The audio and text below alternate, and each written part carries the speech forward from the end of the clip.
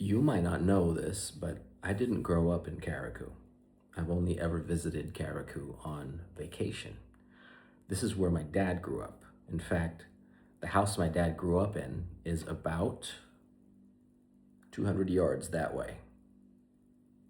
It was tiny. I got to see it while it was still standing. It is no longer standing. The foundation's there, but the house is gone. Tiny house right over there. This is where my dad grew up, in this village. I grew up on Grenada.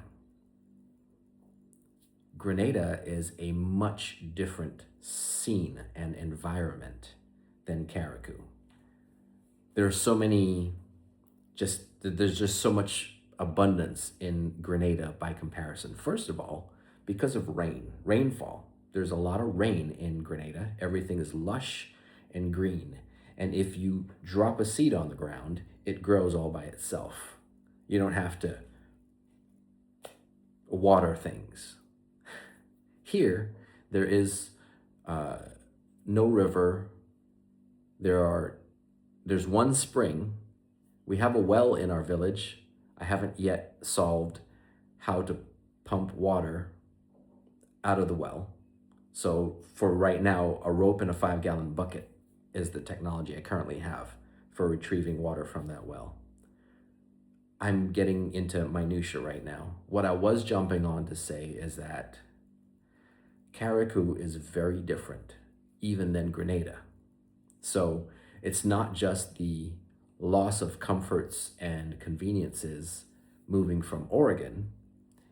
That would take it maybe from conveniences in the States to conveniences in Grenada. But then from Grenada to Carriacou, there's another step in loss of conveniences. All of that to say, Carriacou is hard. This is a hard place. I'm very thankful for this rhythm that we have. On Saturday, no work and no worry. I don't even think about all the stuff that needs to happen. Starting tomorrow, when I wake up, there's going to be lists of things that need to get done, execution, plan it and get it done. That's going to be the week.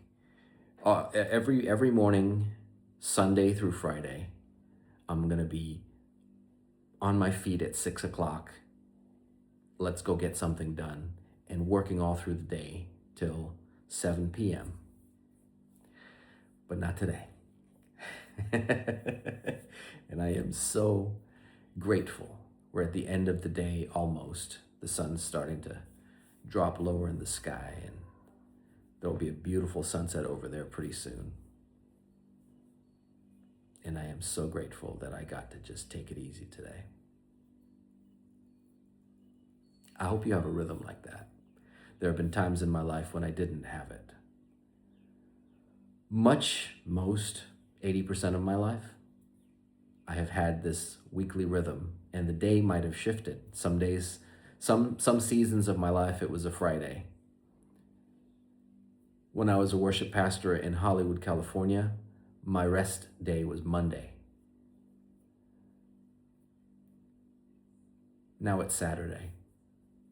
But just the practice of a rhythm of rest, that is the thing that I'm celebrating, and I'm really glad that I'm in a season of life right now where I have that, so that my mind is cleared. It's like recalibrating. It is one of the most aggressive actions of trust that I can think of. It's easy to say, I trust God and He is my source and my provider and my protector. There's all these things that we say about God. But if you're ever going to put action to it, few actions demonstrate a deep trust, like having a day when there are still a million things to be done, but they'll be there tomorrow.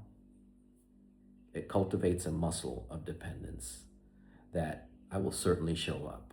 I will honor the work ethic and the exchange of fair value. I will show up and I will put in work. But there's also a certain point where I go, in spite of my best efforts, I'm always looking to you, God, and I'm always trusting in you and leaning on you. And on this day, I'm not even going to lift a finger. It's been a good day. We'll get back to work tomorrow.